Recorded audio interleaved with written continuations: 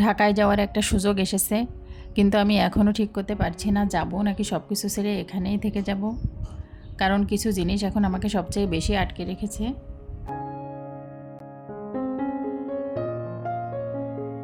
আসসালামু আলাইকুম। আরেকটি নতুন ভিডিওতে আপনাদের সবাইকে স্বাগতম। আমি জুই আছি আপনাদের সাথে।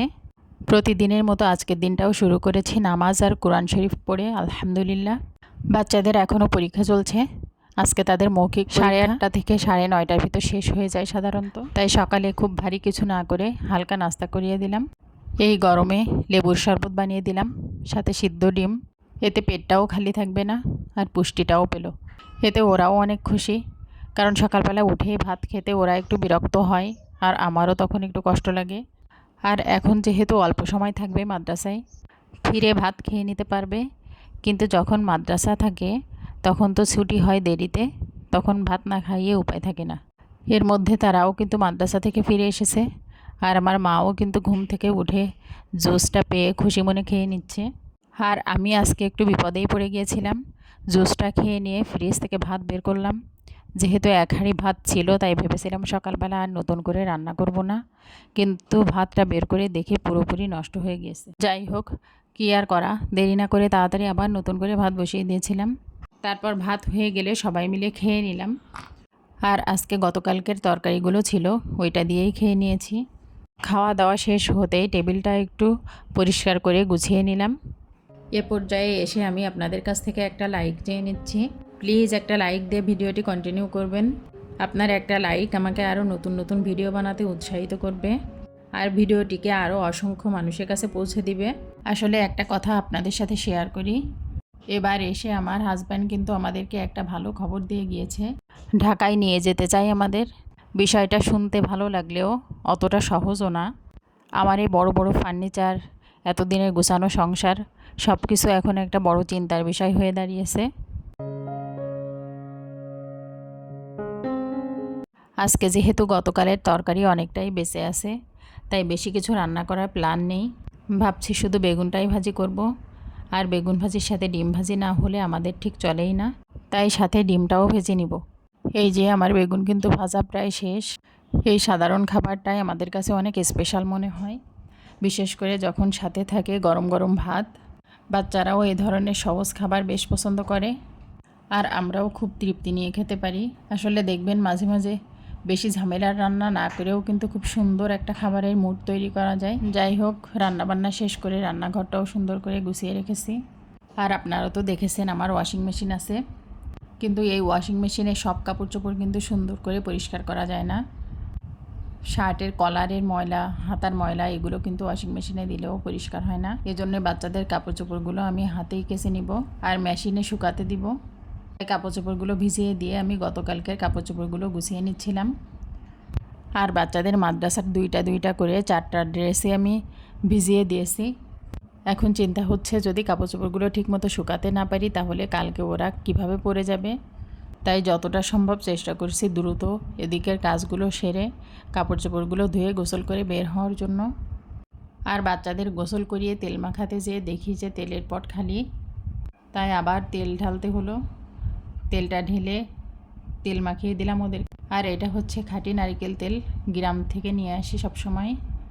হাতের কাজগুলো মোটামুটি সেরে গোসলে ঢুকেছিলাম, আর এই যে কাপড় চোপড়গুলো ধুয়ে নিয়ে বের হলাম। তারপর মেশিনে শুকাতে দিতে যেয়ে দেখি মেশিনের ভিতর আরও কাপড় চোপড় আছে।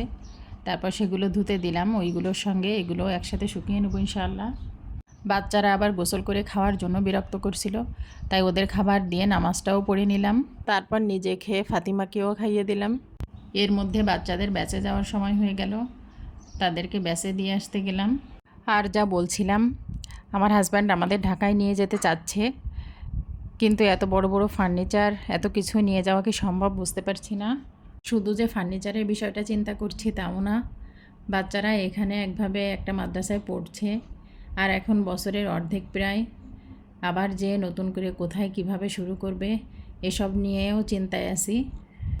বাচ্চাদের ব্যাসে দিয়ে ফেরার সময় দেখলাম বাইরে ঝড়ও হচ্ছে, তাই নিচের ফ্ল্যাটের দরজা জানালা সব খোলা ছিল, সেগুলো আটকানোর জন্য চলে আসলাম।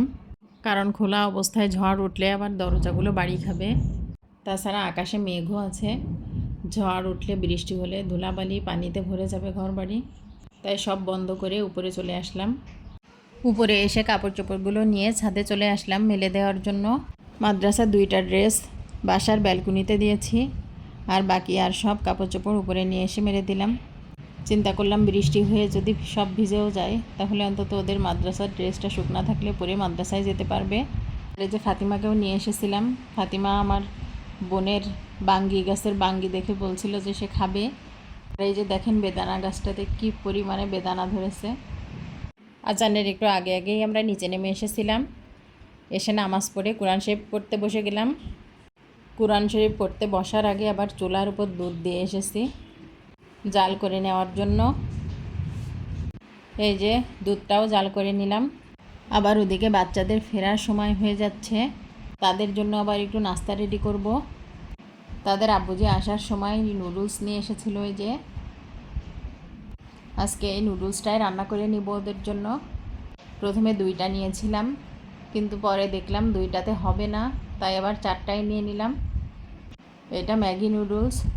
আমার আবার একটু সোজা নুডলস পছন্দ, বাচ্চারা আবার এইটা বেশি পছন্দ করে। আমি এক সময় নুডলস রান্না করতে পারতাম না, নুডলস রান্না করলেই কেমন জানি আটা হয়ে যেত। পরে পাশের বাসার এক প্রতিবেশীর ছোট্ট মেয়ের কাছ থেকে আমি নুডলস রান্না করা শিখেছি। আসলে দেখবেন সবার কাছ থেকেই কিছু না কিছু শেখার আছে, ছোট বড় কোনো ব্যাপার না। আমি আগে ভুল যেটা করতাম, নুডলস ঠিকমতো সিদ্ধই করতাম না। ভাবতাম বেশি সিদ্ধ করলে বুঝি আটা হয়ে যাবে, কিন্তু আসলে ঠিক উল্টো, ভালোভাবে সিদ্ধ না করলেই নুডলস আটা হয়ে যায়। আপনাদের সাথেও কি কখনো এমন হয়েছে? যদি হয়ে থাকে অবশ্যই কমেন্টে জানাবেন। যারা ভিডিওটি এ পর্যন্ত দেখলেন তাদের জন্য মন থেকে অনেক দোয়া ও শুভকামনা রইল। আর আপনি যদি এ ধরনের ভিডিও দেখতে পছন্দ করে থাকেন তাহলে সাবস্ক্রাইব করেও পাশে থেকে যেতে পারেন।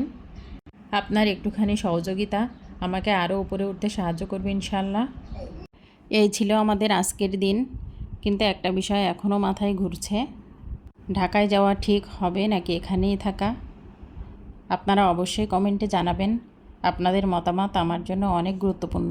সকলের মঙ্গল কামনা করে আজকের মতো বিদায় নিচ্ছি। আল্লাহ।